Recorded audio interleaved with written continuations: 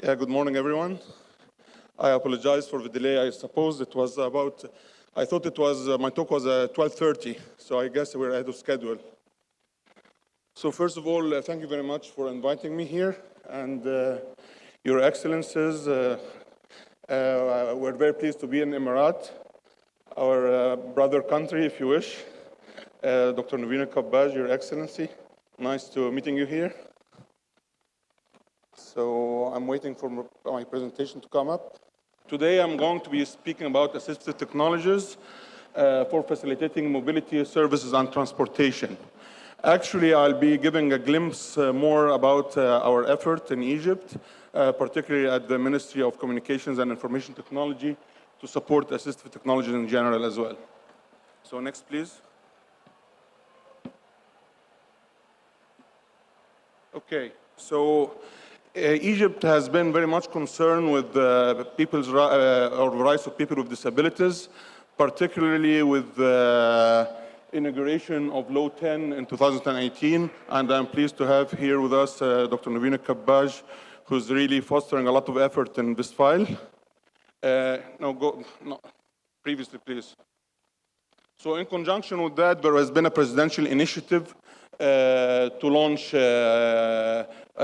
or to institute the National Academy of Information Technology for persons with disabilities.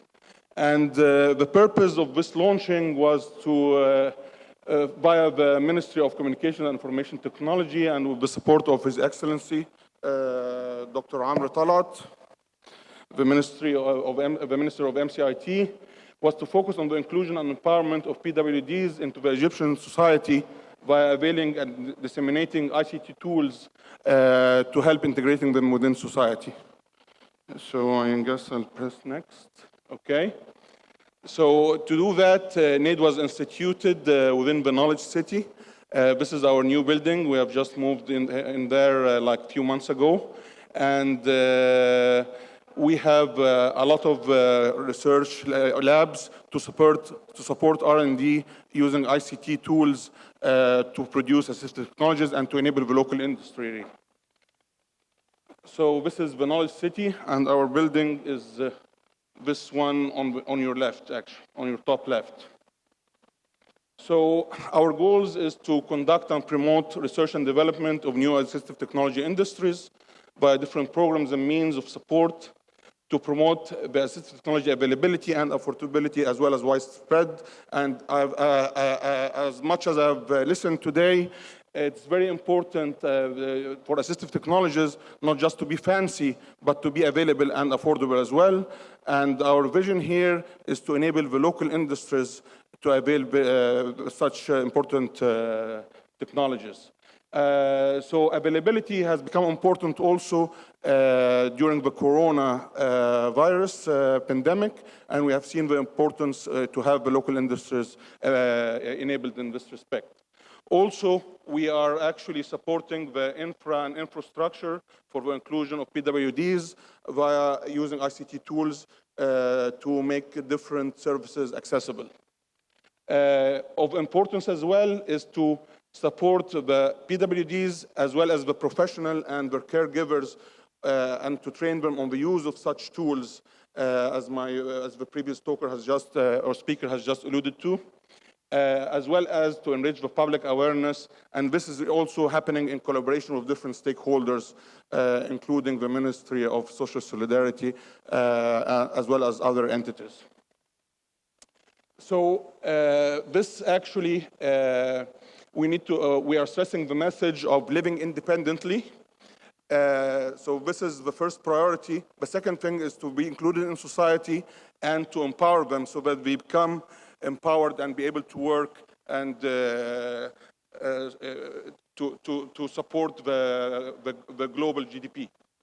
So we know all that almost 15% of the world's population are in need of assistive technologies, and this is actually in conjunction with No One is Left Behind and several of the SDGs. I've actually highlighted some of the SDGs that might be of relevance here. So recently, a few months ago, the global report of assistive technologies has been released. This was by the WHO as well as the UNICEF, and this shows the importance of availing assistive technologies. So there have been several recommendations in this respect, including the improving of access to assistive technologies within all key development sectors. And this is actually,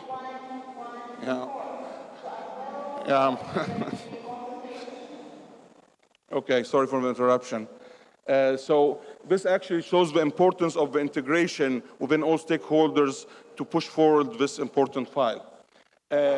We also need to ensure that assistive technologies are safe and effective as well as affordable. So some of the recommendation.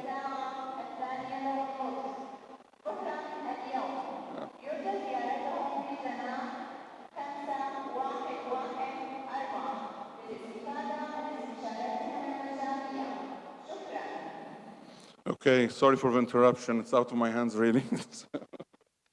So some of the recommendations, or an important recommendation, was to invest in research, innovation, and enabling the ecosystem. And also, the digital enablement is an important factor here, and this is in conjunction of what we're working on ahead of even this report. So, and the development and investment in enabling environments is of an essence too. So we know that assistive technologies, they are not just about devices. So we have spatial accessibility as well as technical accessibility, which includes the ICTs. So this goes to software, platforms, any sort of technological accessibility. So all of these tools can be used to avail services and to facilitate mobility and transportation as well. So as we have seen here in this fantastic conference, we have seen many of these tools, including prosthetics, wheelchair, robots, support devices. We have all of these kind of intelligent ramps and elevators. So let me say that when I ask about the prices here, they can be not very affordable when it comes to some regions, actually. So this also stresses on the importance of developing the local markets. So also let me stress here, as I'm putting a video here as an example, where you can have a myo-actuated arm. So this is enabling mobility, but you need a lot of technologies and disciplines. So this is why we are thinking of supporting the ecosystem on availing, not just availing funding or monetary support, but also technical and facility support as well. So we also have visual disabilities. They need actually a lot of support in terms of mobility and services as well. So you have all of these optical character recognition and text-to-speech. You do have object recognition. You do have smart canes, and I've seen an example of a nice smart cane around here where it has obstacle detection. So you have also smart talking devices if you are crossing the street or whatever. But again, all of this needs to be affordable as well. So hearing and communication difficulties, it's important. So captioning is one tool. Also sign language and other things. So text-to-sign language is important too as well. But we need also to differentiate between content development and technology and the use of technology. So there are things that are coming in the future where you have all of these smart glasses that are going to come in. So even you can have the voice converted to text and visual alerts to use other senses. So when it comes to accessibility of transportation, so we do have all of these accessible vehicles and transportations. So streets, this goes with building accessibility codes, and it's very important to follow codes as well. So you have futuristic things such as autonomous vehicles, but also of importance, the optimization of the routes and having an ICT tying bind between all of these transportation tools, as well as the booking and scheduling and notification. So this makes life easier. So again, as I mentioned earlier, there are important factors to consider, including the assurance of the quality and the accuracy. Also, following standards, and in a lot of situations, standards might not be there, so you would follow best practices, and also you need to develop sometimes local best practices because each local community might have its own paradigms. So safety and licensing procedures are very important as well. So let me here allude to some of the projects that MCIT has been supporting in the past years. So this is one thing actually. So the sign language, for example. So if we want to support people with hearing and communication difficulties, we need to agree on a certain sign language to use. Obviously, sign language would differ even from a region to region within the same country, but we have, MCIT has been supporting an effort, and we try to support the startups to develop such things. So to develop something called the قاموس لغة الإشارة الإلكتروني الموحد, which is the Unified Sign Language Dictionary. And it's reaching now several thousands of words as the dictionary. So we're starting availing services where you can have, for example, this is within الأحوال المدنية والجوازات, you can have a control panel and a CMS system or a control content management system. This actually, you do have a service application. So when you go to the counter, you have a screen that's availing services with sign language, different also accessibility features for software accessibility features. You do have a tablet here to facilitate chatting between the agent, any service agent, and between the customer here. So we use sign language. Also, there are applications for visual disabilities that rely on talking. So I'll give more details about this. This is a recent project that we did for accessibility of electrical services. So again here, what we added here is basically you do also not just rely on fixed hardware that's available on site. For example, the tablet is divided into two windows, right? One is for the agent, one is for the PWD. So the other thing is that we have used the mobile apps, right? There is a mobile app for the customer and one with the agent where he has an account and a QR code. So once the customer comes in, he scans the QR code, so they be in direct link with chatting. But again, this is not online chatting, this is a site chatting thing, because the other thing has other parameters and other security or digital security considerations that needs to be considered. Let me show an example. This is things that are installed already on site. This is an example, just a test for a PWD using it.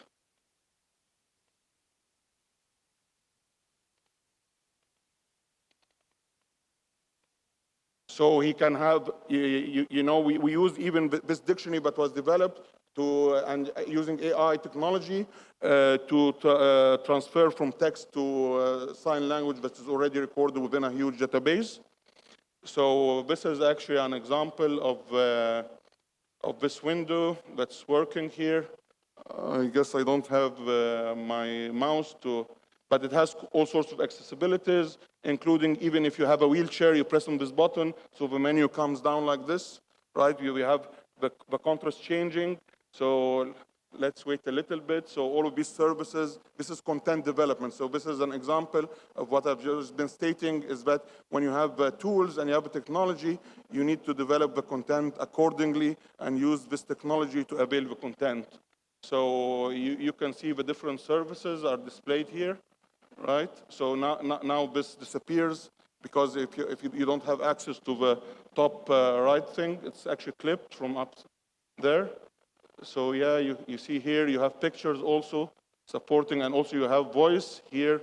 You have each services are explained with sign language. So just for the sake of time, I'm moving forward. So this is again, actually, okay. This is actually the tab, but let me go to the more interesting one, which is the, okay, yes.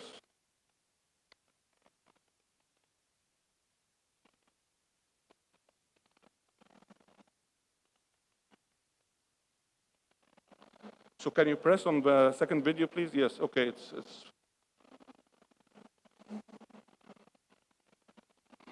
So you see here, I would just like you to focus on the right video, which is now, so you have all of these features on the app as well, but what's the important thing is the chat that's going to happen between the customer and the agent, actually. So he needs to register, right? And he puts his name. So this is when he comes to the site. So if he already has a previous communication, it will appear, actually.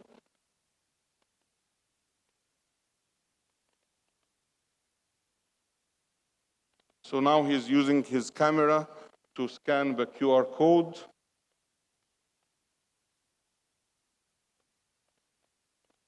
So now you have the previous chats. So you can have the chat either in text or with sign language. So let me say one thing is basically because the technology is still not very robust for transferring from sign language to text.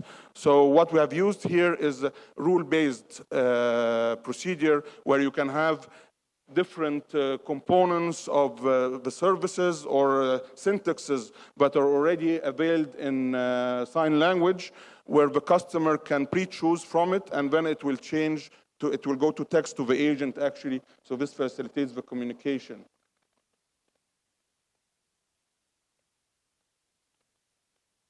Yeah, you see when he presses the button on the sign language, it appears, right?